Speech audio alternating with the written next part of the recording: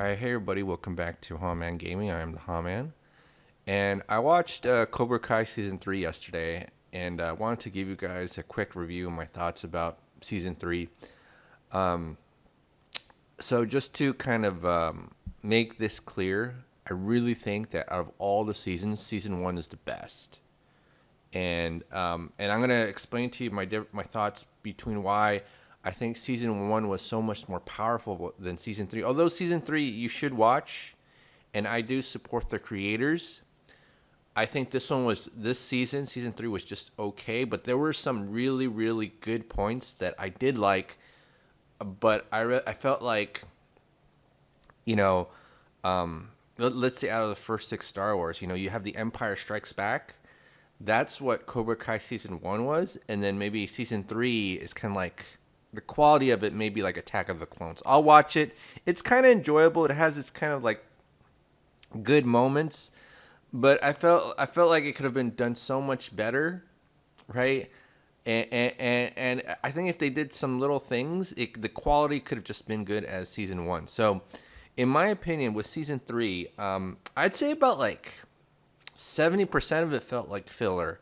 Now, one of the things that from season 1 that they didn't do that they'd started doing in season 2 is season 3 is kind of do these like high school, Power Ranger brawls where it's like, and almost like the first like 5 or 6 episodes in season 3, they're getting into, and the reason why I say Power Ranger brawl is because it's like a fight with like almost no consequence to the story.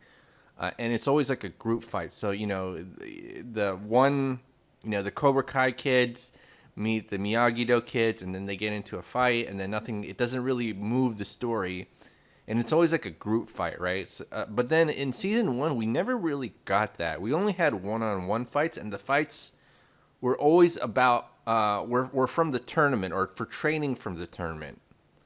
And so, like, I think the reason why season 1 was so much more powerful is because the fights were almost kept to a minimum until at the very end when the tournament happened, which is kind of the story of the original Karate Kid. The original Karate Kid doesn't really have too much karate or too much fights, right? It's about Daniel's journey and the reason why he learns karate and he's fighting. Whereas in season 2 and 3, there's more focus on the fighting and excuse for the kids to fight, which I guess I'm not really too big a fan of, but I've seen on the reaction and comments that people seem to love it, right? And so that's why I'm not really a big fan of season 3.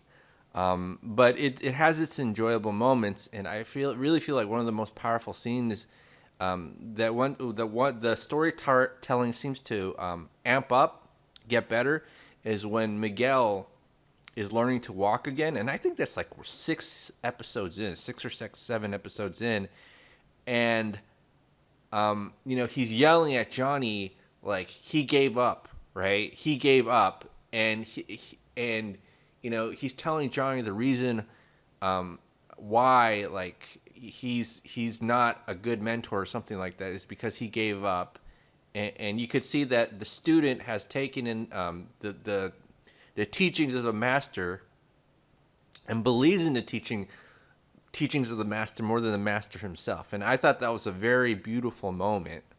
I really liked that scene, and I thought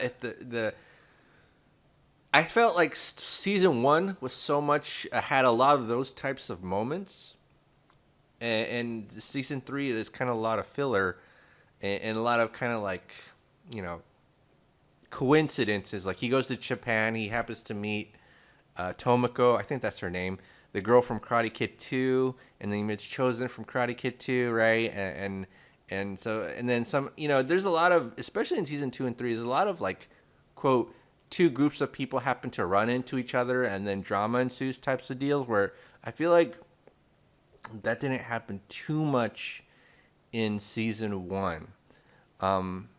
So I think if for the 4th season, if they really want to kind of capture my attention, make it powerful as season 1, again, I think I would cut out the group fighting, I would just make it like one-on-one personal fighting and have the story not revolve around an excuse to fight, but more on both Miguel and Johnny's personal journey. And I gotta say, like, one of my favorite scenes in season three was the John Kreese flashbacks, right?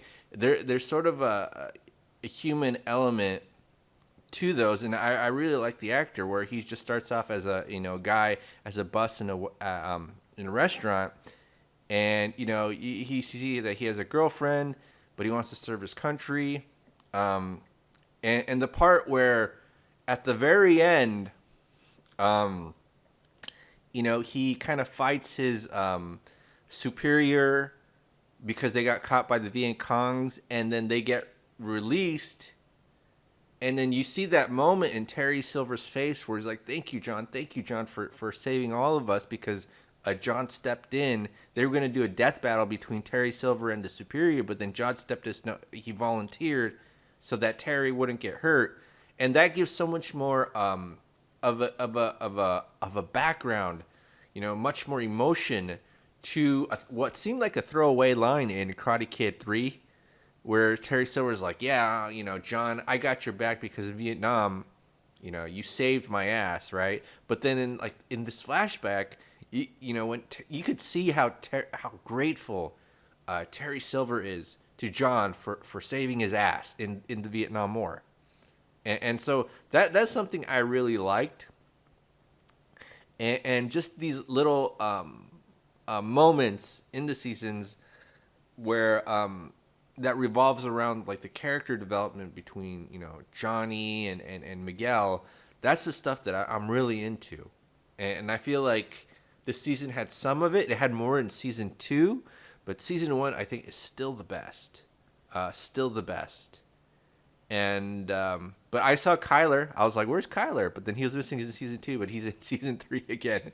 And here's the funny thing: I feel like a lot of because so much time passes in filming between seasons, the characters look so different. Like Miguel in the beginning of season 3 looks a little bit chubby, right?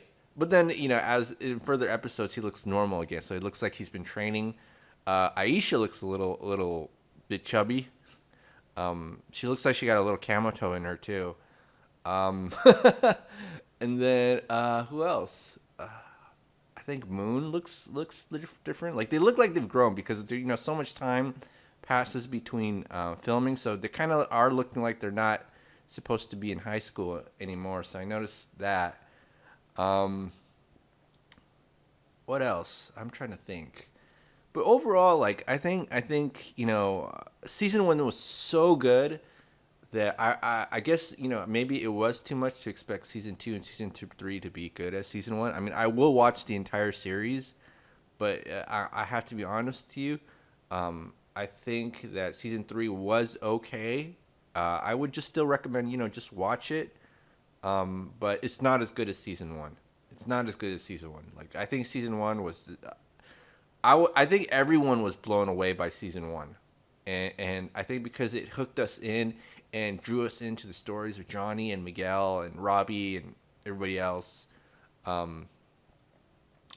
think that's why we were all fascinated with Cobra Kai, and I feel like maybe there was a little bit too much filler in season 2 and season 3, just to kind of have an excuse for the kids to fight in their karate gangs and all that.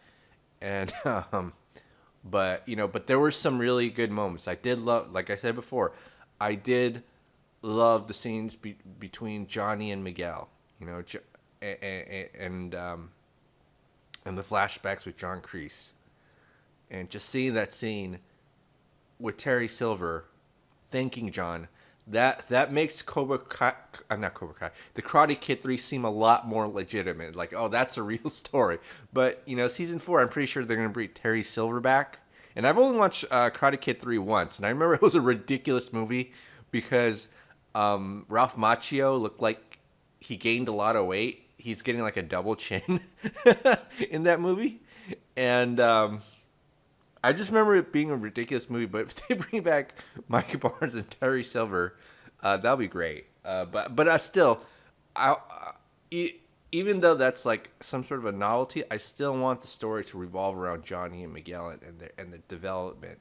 You know, the coming of age. Even though Johnny's in his 50s or whatever, it's still almost like a coming of age story for him. All right. So okay, so I'll give this about, let's say, 7.5 out of 10. And when I say 7.5, I say yeah, it's average compared to season 1, right? Season 1 is like 10 out of 10. And I feel like season 4 has so much potential because they showed us what they could do with season 1.